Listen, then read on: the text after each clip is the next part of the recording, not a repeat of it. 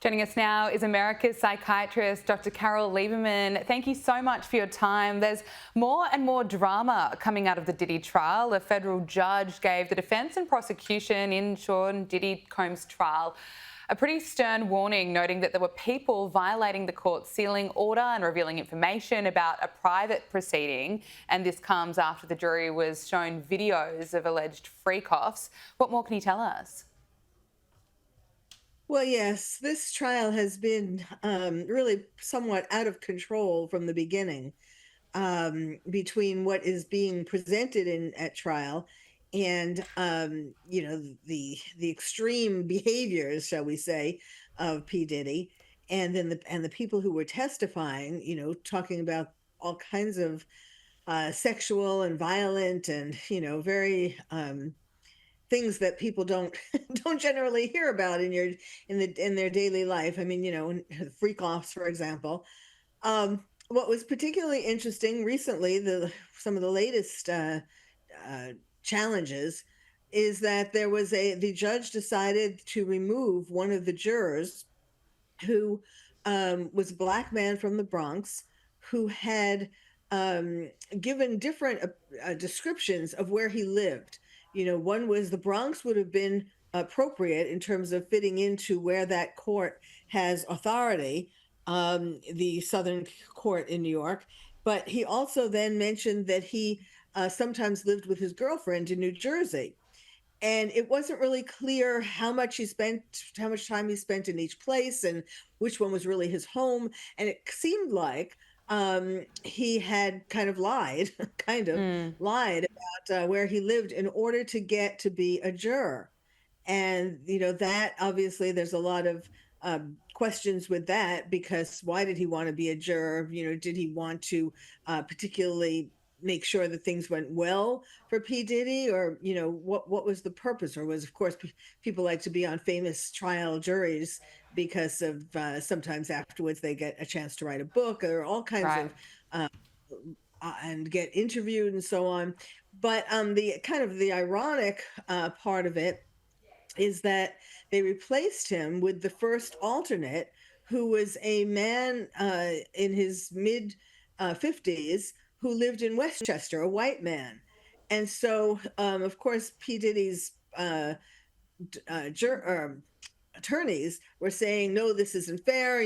That's not a juror of his peers, and so on. But the judge really didn't, take that well, I'm sure he took it into consideration, but he didn't find that enough to Mm. be a reason to, you know, call a mistrial. So that's really sort of the question that's left. Is it going to be, are the defense attorneys going to try to get a mistrial, or are they going to, do they feel that with what has been presented so far, that P. Diddy would be acquitted? And then they wouldn't want a mistrial because, it would probably be retried. And Mm. so then should just be happy with what they have. Thank you for bringing us up to speed. I want to talk to you about R. Kelly, disgraced singer R. Kelly, who's currently serving a 30-year sentence for federal racketeering and sex trafficking convictions, was hospitalised after he overdosed in prison. Now, his attorney claims that prison staff administered a dangerously high dose of his medication, potentially leading to the overdose. And we know that he normally takes medication for anxiety and sleep medication as well. Is that right? Yes.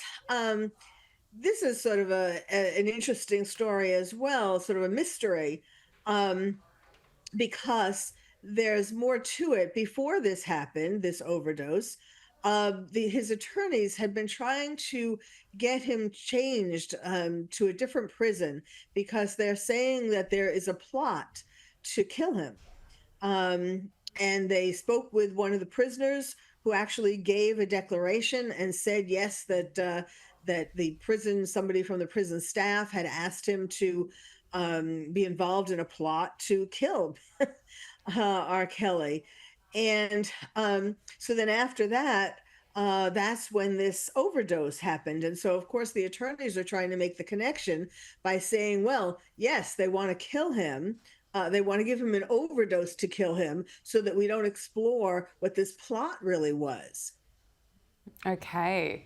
Now, Justin Bieber, he shared the breakdown of a friendship on his Instagram account. Now, the singer posted screenshots of text messages between himself and a friend where he declared the friendship is officially over. He also said asking a traumatised person not to be traumatised is simply mean.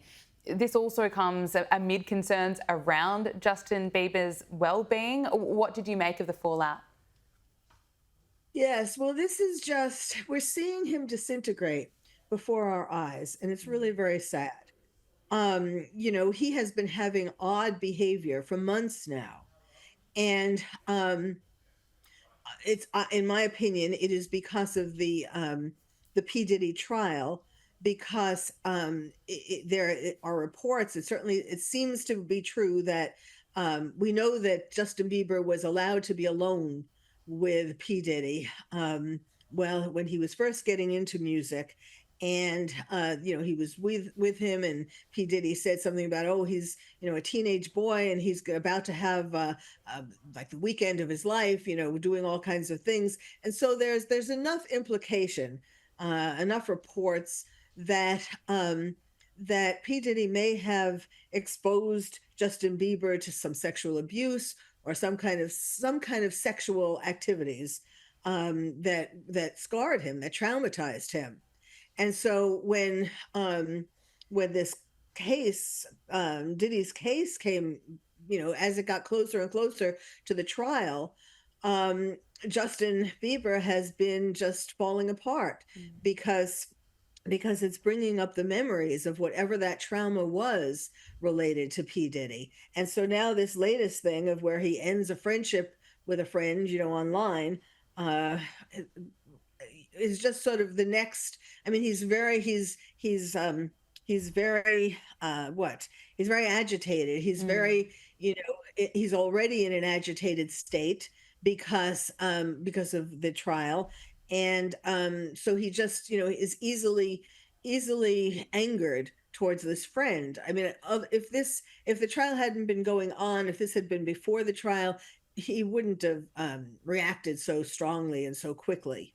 Yeah, it's interesting and very sad to watch him struggle and struggle so publicly. But America's psychiatrist, Dr. Carole Lieberman, we have to leave it there. Thank you so much for joining us on Power Hour.